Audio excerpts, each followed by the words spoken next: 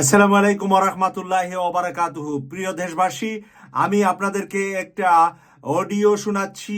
Cantonment থেকে অডিওটা এসেছে। সেনাবাহিনীর ক্যান্টনমেন্টে এখন বাংলাদেশে কি চলছে, আজকে রাতে অথবা যে কোনো সময় শেখ হাসিনা পালিয়ে গিয়ে কি করতে পারে, এই মুহূর্তে ব্রেকিং নিউজটা আপনাদেরকে দেওয়ার জন্য আমি শুয়েছিলাম। শোয়া পরা জামা পরেই আমি চলে আসছি। আপনাদেরকে অডিওটা আমি শোনাচ্ছি আরেকটা ফোন থেকে। আপনারা দেখছেন আরেকটা ফোন আমার হাতে।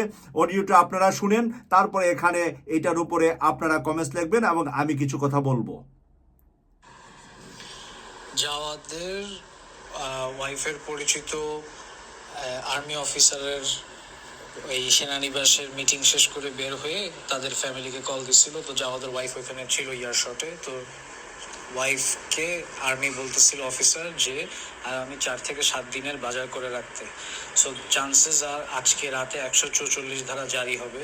অ্যান্ড হাসু যেহেতু সবাইকে ছেড়ে দিয়ে সব দাবি মানতেছে, তার মানে she is going forward to her next plan. And military থেকে কি ডিসিশন আসছে সেটা এখনো জানায় নাই। সো ফখরুদ্দিনও এইভাবেই কিন্তু জেনারেল মঈন আহমেদ রাতের বেলা 144 জারি করছিল, যে ঠিক রাত 10টা-11টার পরে সবাই বাসায় ঢুকে যাওয়ার পরেই পট করে 144 ব্রেকিং দিয়ে 144 দিয়ে সবাইকে আটকায় দিচ্ছে। সো বাজার করার হইলে বাজার করো, মেডিসিন কেনার হইলে মেডিসিন কেনো, যা যা কেনার দরকার কিনে বাসায় keep it for at least 4-7 days worth of stuff and get ready and Allah করো and spread the news to your friends and family and loved ones. আপনারা এতক্ষণ পর্যন্ত নিউজটা আপনারা সরাসরি একজন সেনা কর্মকর্তার মুখ থেকে শুনলেন, যে যেভাবে ফখরুদ্দিন মঈনুদ্দিন রাতের আধারে সবাই যখন ঘরে ঢুকে গিয়েছিল, তখন যেইভাবে 144 দ্বারা জারি করে বাংলাদেশের রাষ্ট্রীয় ক্ষমতার পরিবর্তন হয়েছিল।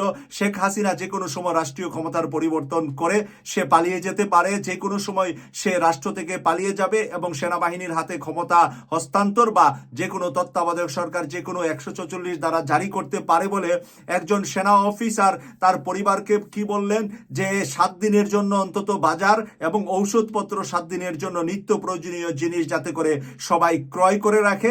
আবার উনি এই নিউজটা এভাবেও দিলেন বাকি সেনা অফিসারদের পরিবারেও যাতে এটা জানিয়ে দেওয়া হয়।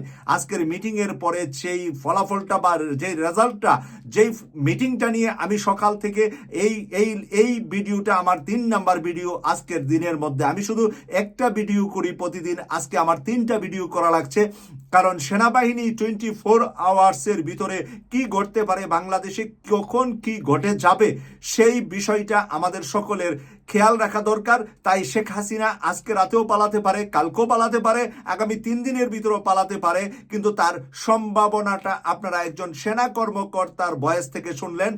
অডিও ভয়েসটা আমার কাছে ক্যান্টনমেন্ট থেকে, ঢাকা থেকে এসেছে এবং আপনাদের সামনে আমি আমার দায়িত্বটুকু পালন করলাম। এবার দেশবাসীকে বলবো, আপনারা আশেপাশের দোকানপাট থেকে নিত্য প্রয়োজনীয় জিনিস কিছুদিনের জন্য ক্রয় করে রাখেন, যেটুকু আপনারা না হলে চলতে পারবেন না। কারণ সেনাবাহিনীর ক্যান্টনমেন্টে ফ্যামিলিগুলাকেও বলা হয়েছে এভাবে তারা যেন ক্রয় করে রাখে।